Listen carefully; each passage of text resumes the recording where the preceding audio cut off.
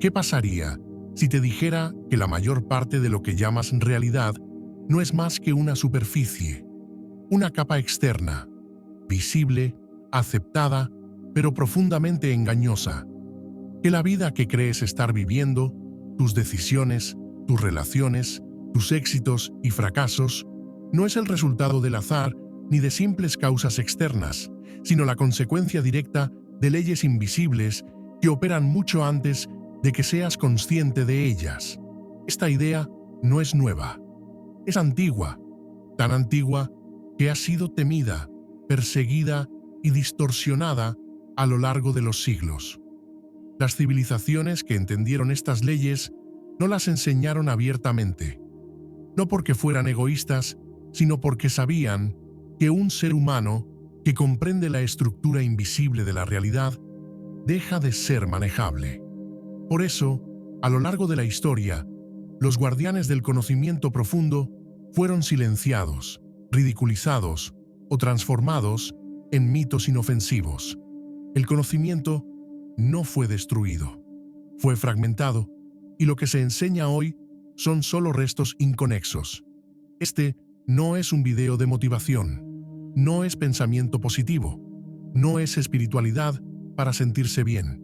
Es una exploración incómoda de principios metafísicos que atraviesan la psicología, el esoterismo, la economía y la experiencia humana misma. Principios que fueron descritos por místicos y alquimistas, pero también por psicólogos, filósofos y economistas serios.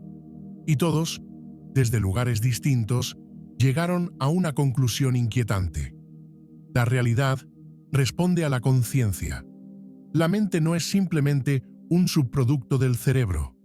Esa es una idea moderna, funcional, pero profundamente incompleta. Para las tradiciones antiguas, la mente era una fuerza cósmica. El hermetismo lo expresó con una frase que atravesó siglos. El todo es mente. El universo es mental. Esto no era poesía, era una descripción estructural de la realidad. Significaba que todo lo que existe emerge de un campo de conciencia y que la materia no es más que una forma condensada de algo más sutil. Cuando la ciencia moderna comenzó a estudiar la naturaleza de la materia, descubrió algo perturbador. En su nivel más profundo, la materia no es sólida, es vibración, es energía, es información. Exactamente lo que los antiguos ya habían intuido. Pero mientras la ciencia se quedó en la descripción técnica, las tradiciones esotéricas fueron más lejos. Afirmaron que la conciencia no solo observa la realidad, sino que participa activamente en su manifestación. Aquí aparece el primer gran misterio. Nada en tu vida es casual. Carl Gustav Jung, psiquiatra suizo y una de las mentes más profundas del siglo XX, llegó a esta conclusión no desde la fe, sino desde la observación clínica. Jung no buscaba consuelo psicológico, buscaba estructura. Durante décadas, analizó sueños, símbolos, repeticiones en la vida de miles de personas, y empezó a notar algo que rompía con la lógica mecanicista de su época. Ciertos eventos externos aparecían con una precisión inquietante cuando una persona atravesaba un cambio interno profundo. No eran simples coincidencias estadísticas, eran coincidencias cargadas de significado. Jung llamó a este fenómeno sincronicidad, no como magia, sino como un principio que sugiere que la psique y el mundo no están completamente separados. Para Jung, la mente individual estaba conectada a un estrato más profundo, que llamó inconsciente colectivo. Un campo psíquico compartido por toda la humanidad, poblado de arquetipos, símbolos y patrones universales. Desde ese fondo emergen los mitos, las religiones, los sueños y también los eventos significativos de la vida. Por eso, cuando una situación se repite, las mismas relaciones, los mismos bloqueos, los mismos fracasos, no es mala suerte. Es una estructura inconsciente buscando hacerse visible. El inconsciente no habla con palabras, habla con escenas, y cuando la escena no se comprende, se repite. Este principio es profundamente perturbador porque destruye la idea de víctima. Si la realidad refleja estructuras internas, entonces tu vida no es algo que simplemente te ocurre. Es algo en lo que participas constantemente, incluso cuando no lo sabes. Aquí entramos en el segundo misterio. No decides cómo crees. La noción de libre albedrío absoluto es una de las ilusiones más reconfortantes de la modernidad. Jung fue brutalmente honesto al respecto. La conciencia no gobierna la psique, solo observa y racionaliza decisiones que ya fueron tomadas en niveles más profundos. El inconsciente decide primero porque su función no es darte libertad, sino preservar identidad. La identidad es la narrativa que te permite existir sin colapsar. Es la respuesta a la pregunta ¿quién soy?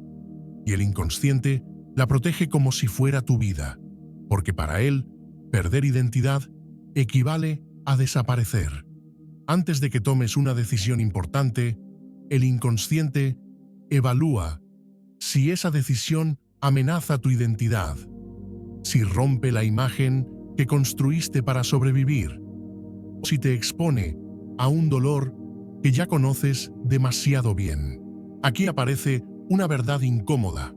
El inconsciente prefiere el sufrimiento familiar al bienestar desconocido, no por masoquismo, sino por supervivencia. Cambiar implica dejar morir una versión de ti, y el ego teme esa muerte simbólica más que cualquier fracaso externo. Por eso, tantas personas repiten patrones que dicen odiar, no porque quieran, sino porque cambiar sería psicológicamente más peligroso que seguir igual. Este principio ya era conocido mucho antes de Jung. Pitágoras, siglos antes, había llegado a una conclusión similar desde el lenguaje del número y la proporción. Para Pitágoras, el universo no era un caos gobernado por dioses caprichosos. Era un sistema ordenado, regido por relaciones matemáticas. Los números no eran simples herramientas de conteo, eran principios ontológicos, estructuras del ser. Pitágoras descubrió que la música obedecía proporciones matemáticas exactas, que la armonía tenía leyes, que la belleza no era subjetiva. De esta visión surgió la geometría sagrada, la arquitectura clásica y la noción de equilibrio en los intercambios humanos. Nada crece eternamente, nada colapsa sin exceso previo. Los ciclos de expansión y contracción gobiernan la naturaleza, la economía y la vida humana. La numerología moderna es solo una sombra de esta comprensión antigua, no porque los números manden, sino porque revelan ritmos, patrones temporales, momentos de expansión y contracción de la conciencia. Las personas creen en la numerología porque reconocen esos ciclos en su experiencia, aunque no sepan explicarlos racionalmente. Y aquí entramos en uno de los misterios más reprimidos de todos, la sombra. Jung llamó sombra a todo aquello que el ego rechaza para ser aceptado. No solo impulsos considerados oscuros, sino también fuerza, ambición, deseo de poder, liderazgo. Todo lo que aprendiste a ocultar para encajar en un sistema que castiga la diferencia. Lo reprimido no desaparece, se transforma y actúa desde atrás. La sombra es uno de los conceptos más malentendidos de la psicología moderna, precisamente porque no encaja con la narrativa cómoda del crecimiento personal. Carl Gustav Jung no hablaba de la sombra como algo negativo en sí mismo. Hablaba de la sombra como todo aquello que el ego rechaza para poder ser aceptado, amado o simplemente tolerado por el entorno. Y aquí está la clave. No reprimimos solo lo que la sociedad llama malo. Reprimimos todo aquello que amenaza nuestra pertenencia. Un niño no reprime su agresividad porque sea moralmente incorrecta. La reprime porque, en algún momento temprano, aprendió que expresarla traía consecuencias: rechazo, castigo, abandono emocional. Del mismo modo, muchas personas reprimen su ambición, su deseo de liderazgo o su voluntad de poder, no porque sean espiritualmente inferiores, sino porque aprendieron que destacar es peligroso, que brillar genera envidia, que querer más puede costar amor. Así, el ego construye una identidad aceptable a costa de amputar partes esenciales de la psique. Jung fue claro en algo que resulta incómodo incluso hoy: lo reprimido no desaparece, no se disuelve, no se purifica, se vuelve autónomo. Actúa desde el inconsciente y gobierna la conducta desde las sombras. Por eso la sombra no integrada se manifiesta como resentimiento crónico, como una sensación constante de injusticia, como autosabotaje en momentos clave, como envidia disfrazada de juicio moral, o como cinismo. Esa postura aparentemente inteligente, que en realidad es una coraza contra el miedo a actuar. Aquí es donde la psicología profunda y ciertas corrientes esotéricas se encuentran. En muchas tradiciones antiguas, lo que Jung llamaba sombra era entendido como una fuerza vital que debía ser reconocida y canalizada, no negada. Negarla significaba entregarla al caos. Integrarla significaba convertirla en poder consciente. Este principio aparece una y otra vez en textos alquímicos, donde la materia prima, oscura y caótica, debía ser trabajada, no eliminada, para producir oro. El oro no era solo metal, era conciencia integrada. Es en este punto donde aparece una figura profundamente polémica, pero inevitable si se quiere entender el tema del poder sin autoengaño: Anton Sándor LaVey. LaVey fue el fundador de la Iglesia de Satán en 1966, pero reducirlo a esa etiqueta es perder completamente el contexto.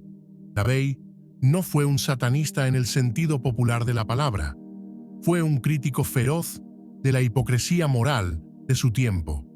Vivió en una sociedad que predicaba virtud, humildad y sacrificio, mientras reprimía deseos básicos y luego los expresaba de forma distorsionada. LaVey observó algo que Jung también había visto desde otro ángulo. Una moral que niega la naturaleza humana no produce personas buenas, produce personas inconscientes. Su mensaje central no era «haz el mal», sino «asume responsabilidad por tu voluntad». Para LaVey, negar los impulsos no los hace desaparecer, los vuelve más peligrosos. Una voluntad reprimida no se vuelve pura, se vuelve reactiva, resentida y manipulable. Aquí Jung y LaVey coinciden, aunque jamás se citaran mutuamente. Lo que no se integra gobierna desde atrás. La diferencia entre poder y destrucción no está en la negación de la sombra, sino en su conciencia. Un individuo que reconoce su agresividad puede usarla para poner límites, para proteger, para liderar. Un individuo que la niega termina explotando de formas descontroladas o siendo dominado por otros que sí asumieron su poder. Este punto es crucial para entender el siguiente misterio. El deseo no crea realidad por sí mismo. La identidad sí. Napoleon Hill es uno de los autores más citados y, paradójicamente, uno de los más malinterpretados. Hill no fue un místico ni un gurú espiritual. Fue un observador obsesivo del comportamiento humano. Durante décadas, entrevistó y estudió a personas con gran influencia en su tiempo. No le interesaba su dinero en sí, sino su estructura mental. Lo que Hill descubrió fue inquietante. Estas personas no dudaban internamente de su derecho a actuar, no pedían permiso psicológico, no vivían justificándose. Con el paso del tiempo, su mensaje fue reducido a una caricatura: piensa positivo y atraerás lo que deseas. Pero eso no era lo que Hill observó.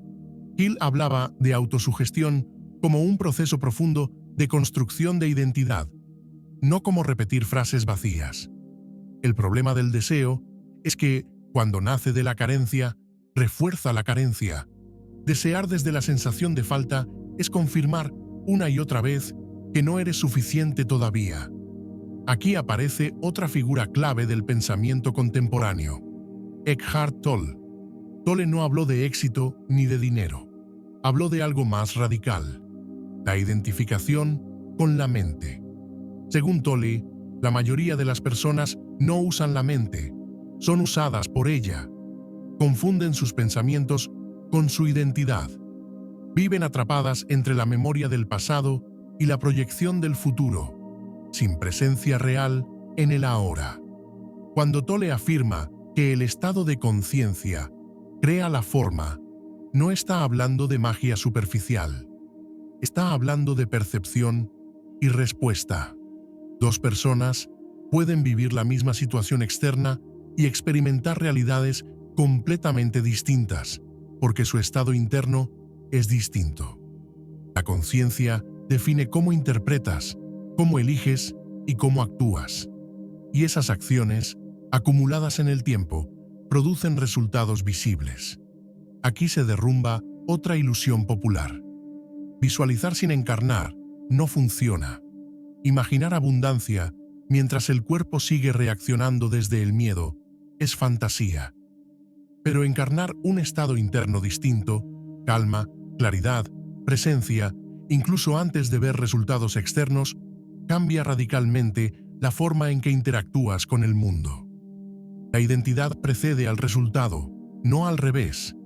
Este principio no es solo psicológico, es profundamente metafísico. En muchas tradiciones esotéricas se habla de egrégoras, campos de energía colectiva formados por pensamientos, emociones y creencias compartidas. Una familia, una empresa, una nación, incluso una ideología, funcionan como egrégoras. Cuando una persona cambia su estado interno, deja de alimentar ciertas egrégoras y comienza a resonar con otras. Esto explica por qué, cuando alguien cambia de verdad, su entorno empieza a transformarse o a expulsarlo. Y aquí entramos en un terreno aún más incómodo: el dinero. Adam Smith suele ser presentado como el padre del capitalismo, pero esa simplificación oculta lo esencial. Smith no empezó estudiando mercados, empezó estudiando moral, comportamiento humano y simpatía, entendida como la capacidad de ponerse en el lugar del otro.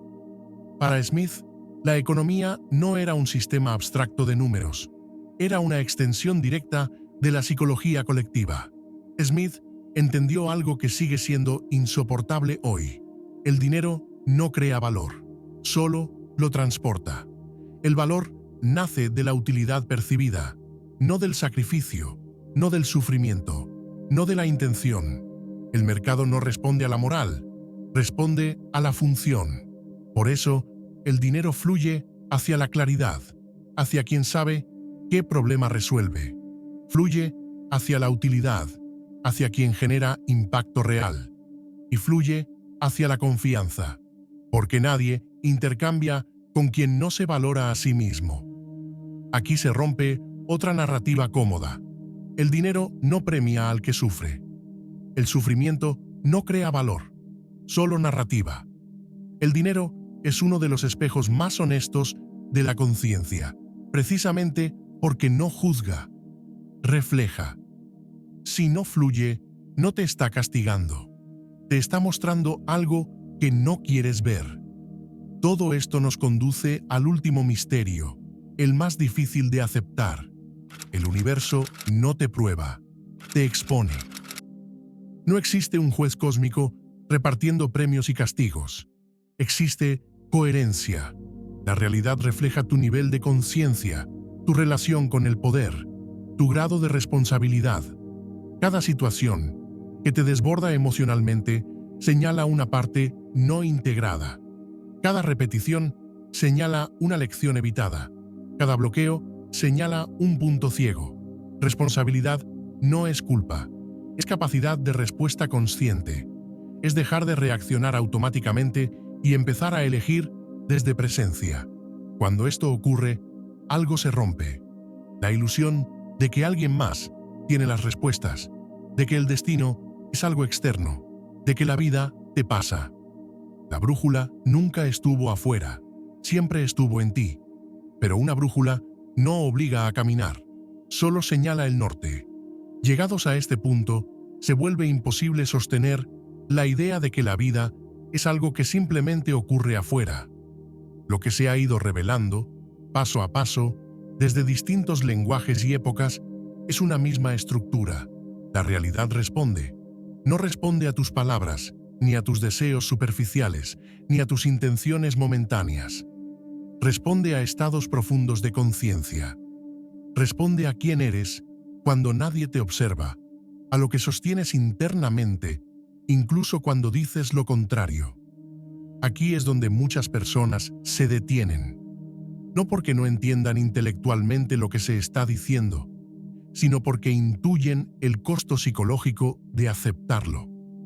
Si la realidad responde a la conciencia, entonces el destino deja de ser una excusa, la suerte deja de ser un refugio, y la culpa deja de estar siempre afuera. Esto no significa culparte por todo lo que ocurre, sino asumir algo más incómodo: participación. Las tradiciones metafísicas antiguas nunca hablaron de destino como una condena fija, sino como una tendencia, un cauce, algo que se fortalece mientras no se lo hace consciente. En la astrología antigua, por ejemplo, el mapa natal no era una sentencia, sino una descripción de fuerzas psíquicas predominantes.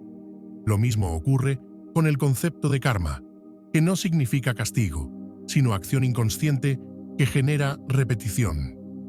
El karma no persigue, el karma repite hasta que se comprende.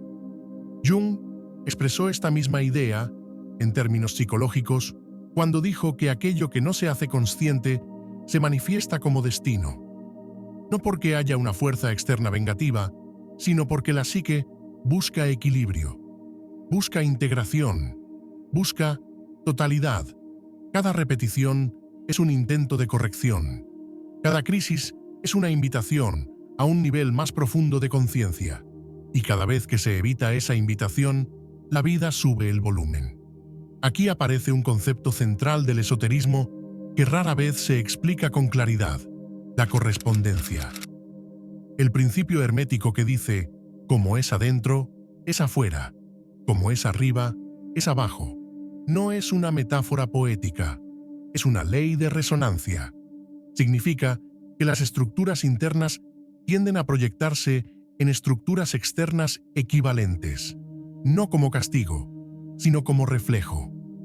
Por eso personas con un conflicto interno no resuelto suelen encontrarse, una y otra vez, con los mismos tipos de situaciones, aunque cambien de ciudad, de trabajo o de pareja.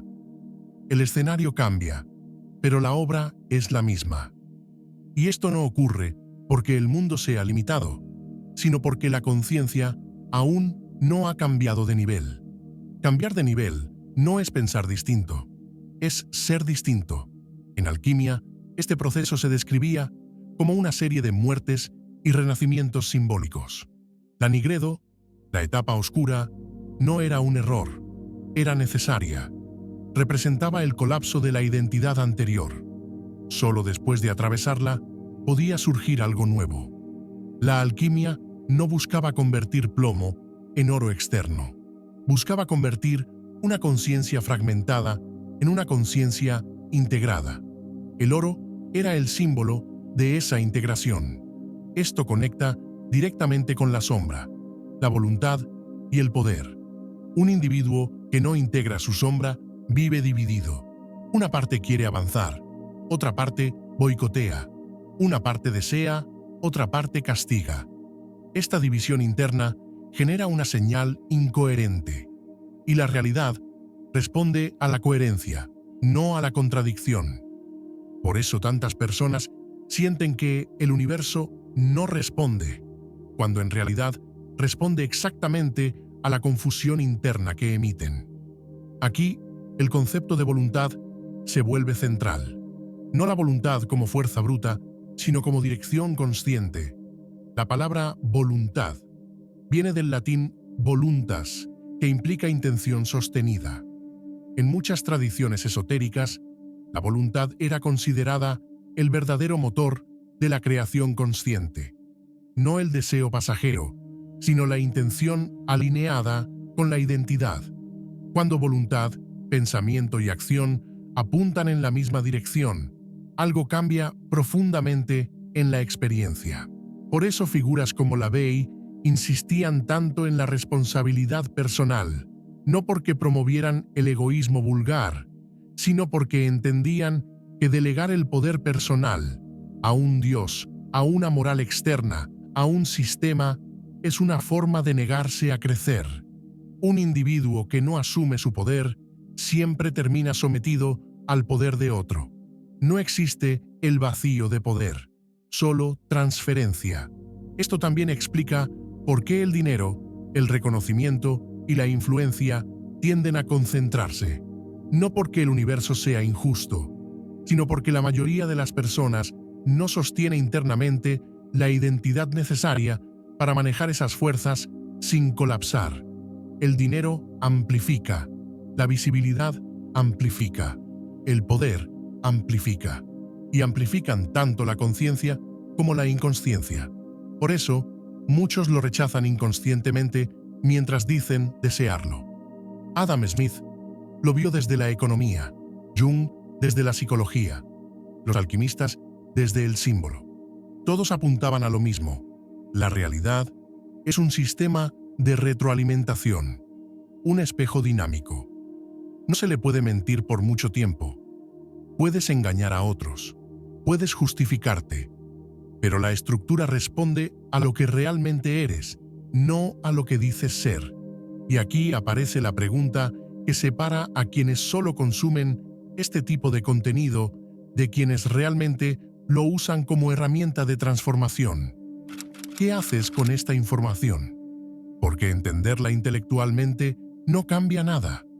De hecho, puede volverse otra forma de evasión, una identidad más sofisticada. El verdadero trabajo comienza cuando observas tus reacciones, tus repeticiones, tus resistencias, sin justificarlas ni condenarlas. La conciencia no se expande con juicio, se expande con observación sostenida. Cada vez que detectas un patrón y no reaccionas automáticamente, algo se afloja. Cada vez que eliges distinto, aunque sea de forma incómoda, una nueva línea de experiencia se abre. Esto no es instantáneo, no es mágico, es estructural, como cambiar el cauce de un río, no de golpe, sino desviando poco a poco su dirección. Aquí es donde muchos se asustan, porque asumir este nivel de responsabilidad implica renunciar a la narrativa de víctima. Implica aceptar que, aunque no hayas elegido conscientemente muchas cosas, ahora sí puedes elegir cómo responder. Y esa elección, sostenida en el tiempo, redefine tu experiencia del mundo. El universo no te exige perfección, no exige pureza, no exige iluminación, exige coherencia, exige que lo que piensas, sientes y haces empiece a alinearse, aunque sea imperfectamente. Cuando eso ocurre, la realidad deja de sentirse como un enemigo y empieza a sentirse como un sistema legible. No necesariamente fácil, pero comprensible. Y aquí está la advertencia final, la que casi nunca se dice en voz alta. Este conocimiento no es para todos. No porque sea elitista, sino porque no todos quieren pagar el precio psicológico de aplicarlo. Es más cómodo creer que todo es azar, que alguien más tiene la culpa, que el destino está escrito. Es más cómodo que hacerse cargo del propio poder. Si has llegado hasta aquí, no es casualidad. Eso no significa que seas especial. Significa que algo en ti estaba listo para escuchar esto ahora. Tal vez mañana lo olvides. Tal vez vuelvas a tus patrones. Eso también forma parte del proceso. Pero una vez que ves la estructura, ya no puedes fingir que no existe. La brújula consciente no te promete éxito, dinero ni iluminación. Te promete algo más peligroso: claridad. Y con claridad viene responsabilidad. Y con responsabilidad, poder real. El universo no te está observando para juzgarte. Te está respondiendo constantemente. La pregunta ya no es qué quieres atraer. La pregunta es quién estás siendo cuando eliges. Y ahora que conoces esto, el movimiento es tuyo. La brújula ya está en tus manos.